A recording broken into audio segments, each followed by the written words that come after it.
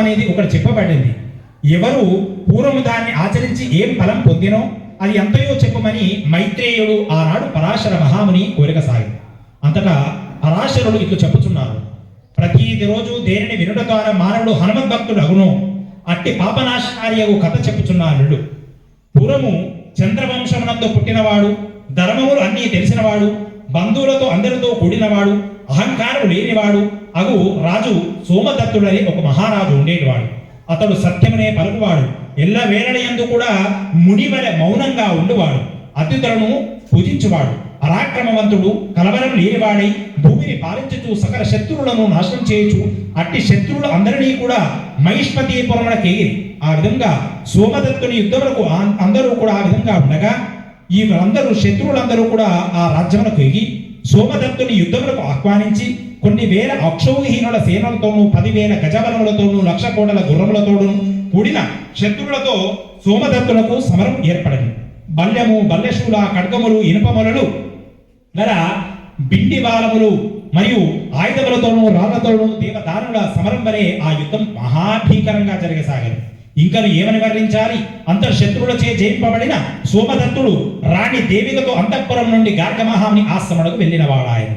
అక్కడనే శోకముతో కూడినవాడై ఆ విధంగా అందరూ కూడా శత్రువులందరూ కూడా ఆ రాజుని ఆ విధంగా సంహరింపాలని అందరూ కూడా కలిసి ఆ రాజుని ఆ విధంగా అక్కడి నుండి విడగొట్టాలని చెప్పేసి అతన్ని అపజయం చేసి ఆ విధంగా ఓడించగా ఆ సోమదత్తుడు తన యొక్క దేవిక అనే మహారాణితో ఆ విధంగా రాజ్యం నుండి బయలుదేరి గార్గమహాముని ఆశ్రమానికి అరణ్యములో గల గార్గమహాముని ఆశ్రమానికి వెళ్ళినవాడాయి. అక్కడ శోకముతో కూడినవాడై 5 నెలలు కూడా అక్కడే ఉండెను. ఆ తర్వాత కుంటి, మూగ, గుడ్డితనం పొందినవాడాయి.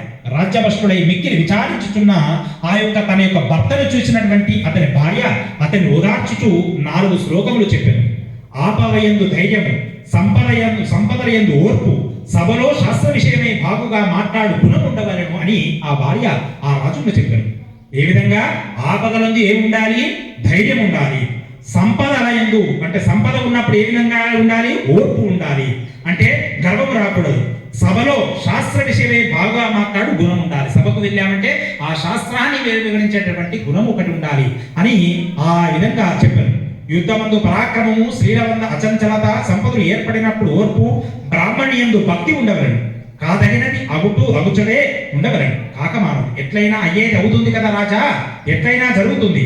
ఎట్లనైనా కొబ్బరికాయలో నీరు ఎవరు పోయకున్నా సమయమును ఏర్పడుచుండును. పోయేది ఎట్లయినా పోవును.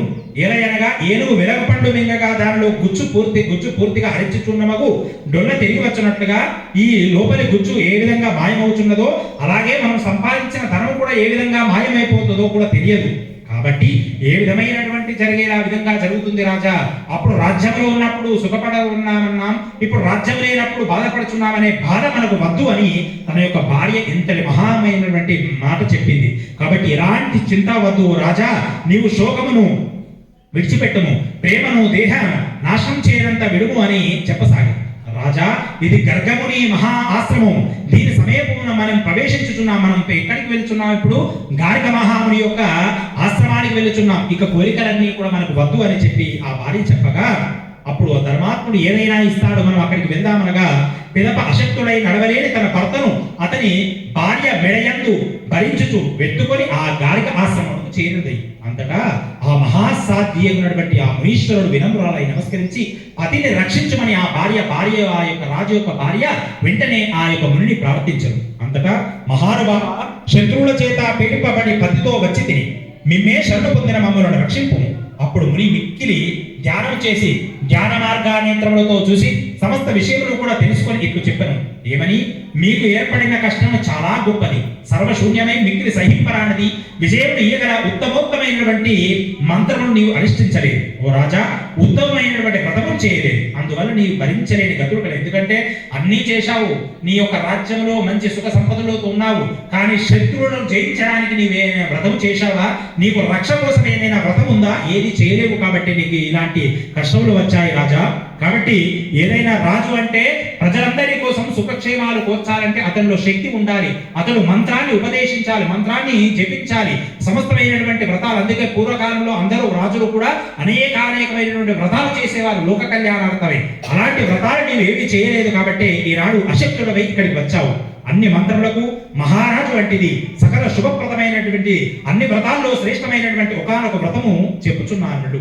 అది ఏమిటంటే అది మీకు ఆ వ్రతమును చెప్పుచున్నాను కాబట్టి భక్తి శ్రద్ధలతో వినుమని రీతిగా రాజు అనేక ప్రార్థనలు చేయగా ఈ యొక్క గర్భుడు క్షణము ధ్యానించి ఈ విధంగా చెప్పుచున్నాడు. కుమారా, రాజా, సమస్త విద్యలకు సారభూతమైనది హనుమత్ పంచవక్ర విద్య అని పేరు ఒక విద్య కలదు. రాజా, దాన్ని నీకు ఇప్పుడు ఇచ్చదు. వెంటనే పాపములన్నింటినీ పోగొట్టినది, సమస్తమైనటువంటి బాధలను నివారించినది, సులభంగా జయమునిచ్చినది, సకల సామ్రాజ్యాలను ఇచ్చేటువంటి ఆ యొక్క హనుమతు ప్రభు యొక్క వ్రతముని నీకు తెలిపదును అని ఈ విధంగా చెప్పాను. ఈ విధంగా అది విజయాన్ని ఇస్తుంది. ఈ వ్రతాన్ని వైశాఖ మాస కృష్ణపక్ష దశమి నాడు, లేదా ఆపై అమావాస్య నాడు, లేదా మాఘమాసం మొదలుకొని 5 మాసముల యందు శుక్లపక్షమున మొదటి శనివారం నాడు కానీ, మృగశిర నక్షత్రమున గాని, శ్రావణ మాసమున గాని, పౌర్ణమి యందు గాని, కార్తీక శుద్ధ ద్వాదశి యందు గాని, మార్గశిర శుద్ధ త్రయోదశి యందు గాని, చైత్ర శుద్ధ పౌర్ణమి నాడు కానీ ఈ వ్రతం ఆచరింపవలెను అని చెప్పాను. ఈ వ్రతములో ఏ రోజు చేసినా కూడా ఈ వ్రతం ఆచరింపవచ్చును. పైన చెప్పిన దాంట్లో భక్తియుక్తులైనప్పుడు అన్ని రోజుల ఎందుకు కూడా ఈ వ్రతం, అయ్యో మేము ఈ రోజు చేయాలనుకున్నామని భక్తి కలిగితే ఆ రోజు కూడా చేయవచ్చును. హనుమంతు వ్రత ఆరంభమునే తోరణను కట్టుకొని, అంటే 13 ముడులుగా తోరణను కట్టుకొని, ఆ తోరణకు పూజ చేసి దాన్ని కట్టుకొని 13 మాసాలు కానీ, 13 సంవత్సరాలు కానీ, 13 రోజులు కానీ, 13 సార్లు కానీ ఆ వ్రతాన్ని చేసి ఉద్యాపన చేయగలడు. ఆ వ్రతం యొక్క మహత్యం ఇంత అంత అని చెప్పాలి, నలవి కాదు అని ఈ యొక్క వ్రతం ఆచరించవచ్చునని తోరణం మాత్రం మార్చనవసరం లేదు. ముందుగా గురువు అనుమతి పొందినవాడై బ్రాహ్మీ ముహూర్తమున గాని, సాయంత్రమున గాని, మధ్యాహ్నం గాని, ఉదయమున గాని హనుమంతుడు ఎప్పుడైనా కూడా పూజించవచ్చు. ఈ సమయం అంటూ ఏమీ లేదు దానికి. బంగారము, వెండి, రాగి మొదలగు యంత్రముల యందు గాని, బూర్చ పత్రమున గాని, పిండితో చేసిన యంత్రమందు గాని, ఉదకపూరితమై కలుషమందు గాని, పట్టు వస్త్రమునందు గాని, ప్రథమల యందు గాని ఆవాహనం. అతన్ని ఈ విధంగా ఎక్కడ ఆవాహన చేయాలి అంటే బంగారుది కానీ, వెండిది కానీ, రాగిది కానీ, లేదా ఒక కలుషంలో కానీ, ఒక మట్టితో తయారు చేసి కానీ, ఏదైనా లోహంతో తయారు చేసి కానీ, లేదా ఏదైనా ఒక పాత్రలో కానీ హనుమంతుడి ఆవాహన చేసి పూజింపవలను. 13 ముడులతో కూడిన తోరణు ధరించవలను. 13 నేతి అప్పడాలు వాయనం చేయవలను. ధనానికముచే గురుని పూజింపవలను. విత్త లోపముచే పూజించుట నిరంతరం.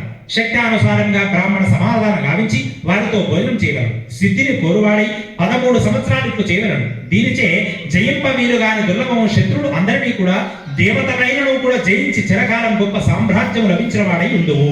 ఓ గర్గ మహామునిచో సోమదత్తుడు పంచవక్ర హనుమతో సంపన్నమగు మహావిద్యను భార్యాసమేతుడై చెప్పబడినవాడు. అప్పుడు గురువు సమీపమున ఉండి ఆ ఉత్తమ వ్రతము ఆచరించి వెంటనే ఆయుష్మంతుడు మన్మథ సమానము రూపం కలవాడై అతడి యొక్క గుడ్డి పొట్టి అవన్నీ కూడా పోయినవాడై మళ్ళీ హనుమ యొక్క అనుగ్రహించే ఖడ్గసిద్ధి పొందినవాడాయి. ఆ విధంగా వాటి పిమ్మట ఒక్క పగటి అందే సమస్త శత్రువులను జయించి గర్గమహాముని పురోహితునిగా చేయించుకొని తన రాజ్యంలో మనలా సుఖంగా పాలింపసాగారు. ఆ విధంగా గర్గమహాముని 1,000 సహస్రముల బంగారు నాణెలు పొంది 1000 సంవత్సరాలు సత్రయాగం చేశారు. గర్భుని అనుగ్రహం వల్ల రాజు సోమదత్తుడు సప్త ద్వీపవతి యొక్క భూమిని 300 సంవత్సరములు ధర్మాత్మడై ఆనాటి నుండి పాలింపసాగారు. 8 మంది పుత్రులు పడిసిన వారి పెద్ద కొడుకుని రాజ్యాభిషిక్తులు చేసి చివరకు ఆ కీర్తివంతుడు భార్యతో కూడి బ్రహ్మలోకమును పొందినవాడాయి. ముని శ్రేష్ఠులకు మైత్రియ హనుమంతుని యొక్క వ్రతముడు ప్రభావం ఇట్లు ఉండును అని ఆ వ్రతం విన్నను పఠించను ఎల్లప్పుడూ విజయమునిచ్చునని ఆ వ్రత కథను ఆనాడు చెప్పసాగిన ఆ మహాముని పొందవుడు. ఓం శ్రీరామ జయ రామ జయ జయ రామ. ఓం శ్రీరామ జయ